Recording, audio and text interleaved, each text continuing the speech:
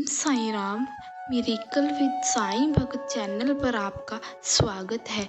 इस चैनल के माध्यम से मैं आपको साईं बाबा के चमत्कारों और साईं भक्तों के प्यारे प्यारे अनुभवों से अवगत कराती हूँ। So please subscribe my channel ताकि आप और प्यारे प्यारे अनुभवों को दिल से महसूस कर सको। आइए शुरू करते हैं एक भगत का प्यारा सा अनुभव। सद्गुरु श्री साईं बाबा ने कहा है, जब कोई मेरी भक्ति श्रद्धा पूर्वक करेगा तो साईं बाबा उसे कहीं न कहीं अपनी भक्ति देख प्रसन्न होंगे और उन्हें दर्शन जरूर देंगे। मेरा ऐसा अनुभव है जो कि पूर्णतः सत्य है। जब मैं बालक था, बचपन से ही साईं बाबा की भक्ति करता रहता था। गांव में जब कभी मेला लगता तो मैं छोटी छोटी दुकानों से साईं बाबा के लोकटों को खरीद लेता था। जब घर वाले पूछते मेले में कौन कौन सी दुकानें लगी थी और तुम क्या खरीद कर लाए हो, तब मैं बोलता कि मैं साईं बाबा का लॉकेट खरीद कर लाया हूँ और कुछ नहीं, क्योंकि सिर्फ साईं बाबा की पूर्ण श्रद्धा लगन से भक्ति करता हूँ, जो कि मेरे हर दुख सुख में साथ रहते हैं। बाबा के सिवाय मुझे और किसी से आशा नहीं है। जैसे ही मैंने साईं बाबा की भक्ति की तो 10-15 साल की उम्र में मेरा मन पढ़ाई में लग गया। बाबा की चमत्कारी शक्ति थी, जो पढ़ाई पूरी होने पर बाबा के आशीर्वाद से मुझे नौकरी भी मिल गई। सन 1964 में मेरी शादी हो गई। बाबा का चमत्कार देखिए।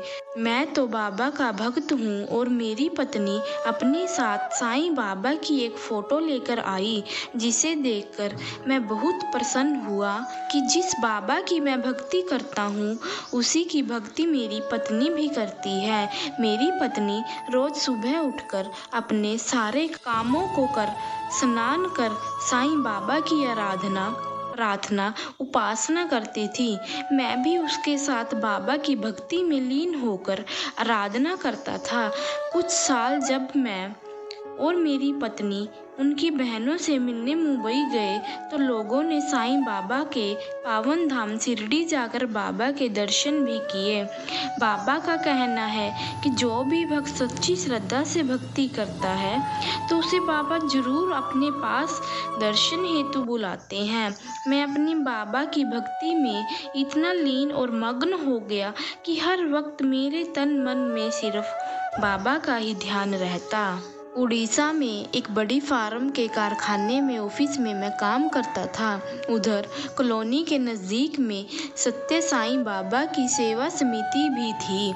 हर गुरुवार को साईं भजन पूजा आरती सब होता था। वहाँ सद्गुरु श्री शिरडी साईं बाबा की तस्वीर भी लगी है। मैं भी भजन एवं आरती सभी भक्तों के साथ करता। थोड़े दिनों के बाद मैंने अपने घर में बाबा के भजन पूजन आरती करना शुरू कर दिया। आहिस्ते आहिस्ते अगल बगल वाले सज्जन लोग भी हमारे साथ भजन आरती में शामिल होने लगे। धीरे धीरे ज़्यादा भक्त आने लगे और घर में जगह की कमी महसूस हुई।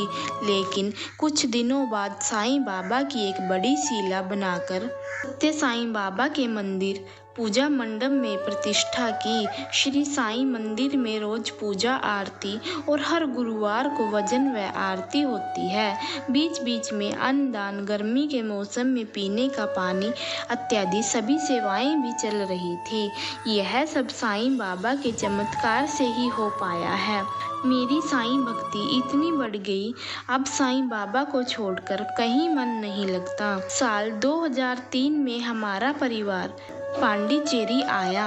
यहाँ भी श्री साईं बाबा का एक बड़ा मंदिर समुद्र के किनारे में स्थित है। बाबा ने बार बार अपने भक्तों को कहा है, मेरे भक्त कहीं भी रहेंगे मैं उनके साथ रहूँगा, और उन्होंने ये प्रमाणित भी किया है।